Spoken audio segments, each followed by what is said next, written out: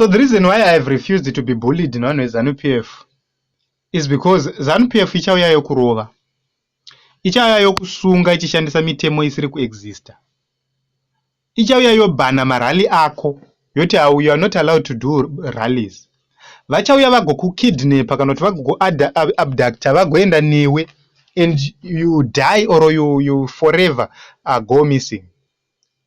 Vobva vakuudza kuti hazvitaurwe zvinhu izvozvo.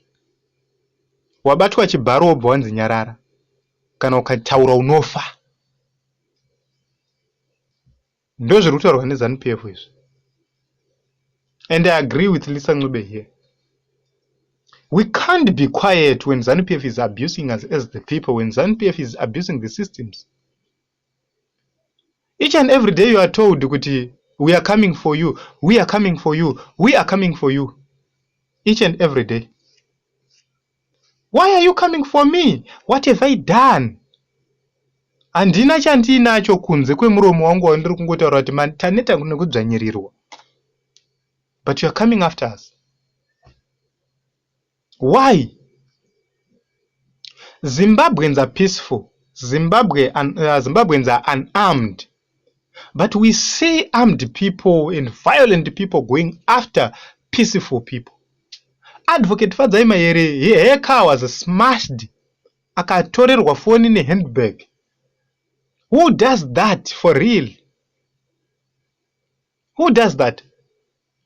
Saka inengeri issue yokuti you are being targeted, you are being followed each and every time by nicompoms, by thugs. And they will find a way to make sure that they attack you.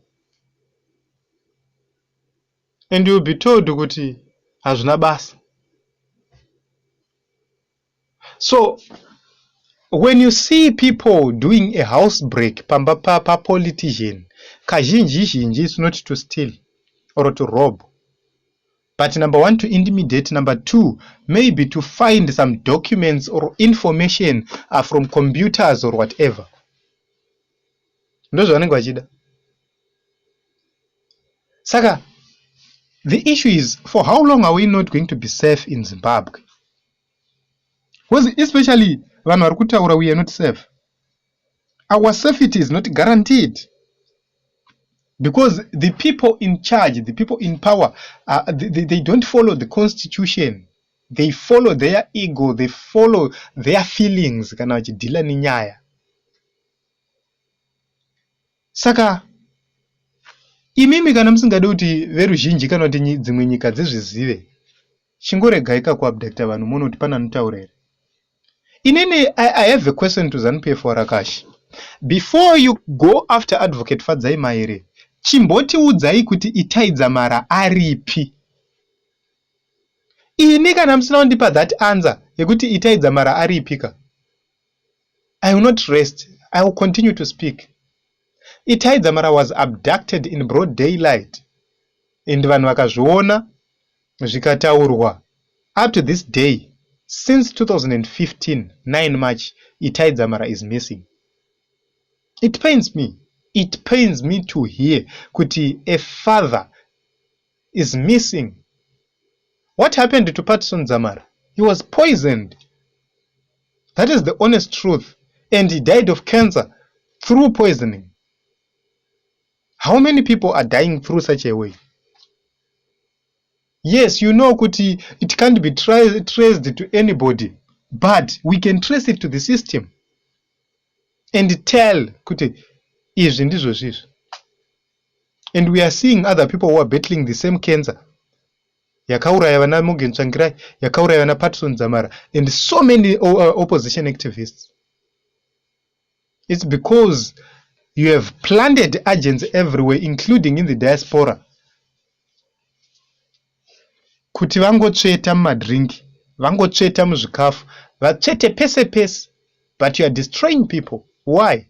For the sake of power, for the sake yekuti you don't want criticism, for the sake yekuti you are looting everything. You can't loot 75% and leave 25% for the people. If you take the inflation yaitwa pama prices helicopter from 2.5 million to 10 million, that is 75% loot. The same happened to kuma laptops eku parliament. The same is happening kumotikari dziri kutengerwa maministers, dziri kuchajwa, dziri kulutwa at 100%. Saka hatizive kuti tinosvika kupi. Vanhu havana mabasa kezvinezvi vari kuswerera mutoriro. Kozika ndo zviripo. Voita sei? Busy arresting people instead of arresting criminals. You are busy arresting people instead of creating jobs. You are arresting activists instead of arresting looters. You are arresting activists and political leaders. Just stop abusing human rights. This is the reason why these rights are enshrined in the Constitution. We agreed in 2013 that we have to observe these rights. It was an agreement. Yekuti, let us observe these rights. You had an option to reject these rights. But mimi ZANU PF, you were part of that constitution making process. Yakagadzira ma rights aya tiri kuti just recognize these rules, these rights and those rules. And when you swear in to be a president, you take an oath to protect the constitution and protect the people of Zimbabwe. Are you doing that? No. So, who are you? And you want people to be quiet. For how long are we going to have such kind of people in power? So when we say let us remove these people, we are not doing it out of hatred. We are doing it out of pain. We are in pain. We are living in pain. Kudhaya chibhorani kunorwadza varume. Uchiona mukadzi wemunhu so ane mimba achidhaya chibhorani kuju chiri kurwadza inini murume. What more mukadzi ane mimba? What do you expect? Unoona mai vachienda pachibhorani vonoradzika mwana, vodhaya chibhorani, vopedza, votakurana nevana voenda kumba. Zvinorwadza zvinhu zvakadaro. I have seen women struggling. Imagine kuti mombe on average kunoku inonwa bucket 1.5 to 2 buckets. Ma 20 liters. 1.5 to 2, that is 30 liters to 40 liters. Mombe 1. Kana une mombe 10, kana dzichimwa 40 liters each. Une 10, that is a 400 liters. 2 madram.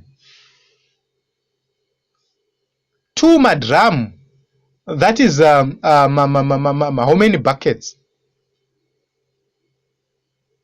Saka tiri kuti unoza ndakamboti let us look kuti kuzadza bucket 1 kunoda time yakareba sei. Ko 20 mabucket anoda time yakareba sei. Those are the questions. Saka ukatarisa that time iri kutorwa nevakadzi vedu nevana vachienda kuzvibhorani, because tudhara kuti turi kusapota ZANU PF utu hatuendi kuchibhorani futi, hatusweri tuchinwisa mombe futi. Ukatarisa mababa ese anosapota ZANU PF hanwisi mombe pachibhorani, anotumira vakadzi nevana. Chavo kuswera kuzvimukozodo nedoro. And we have to end that, because that alone yekungodhaisa vanhu chibhorani kuti vamwise ng'ombe itori abuse pachayo. Koma garden vachaita nei? Zvoreva kuti they are relying pakudya mufushwa each and every day. Vachawana kupi nutrition iri proper? Where are they going to have a proper nutrition as enshrined in the constitution? So when we speak out, hatisi kutaura zvinhu zvatisingazive. Tiri kutaura zvinhu zvatinoziva zviri kuitika muZimbabwe. And zvinofanira kuti zvichipera.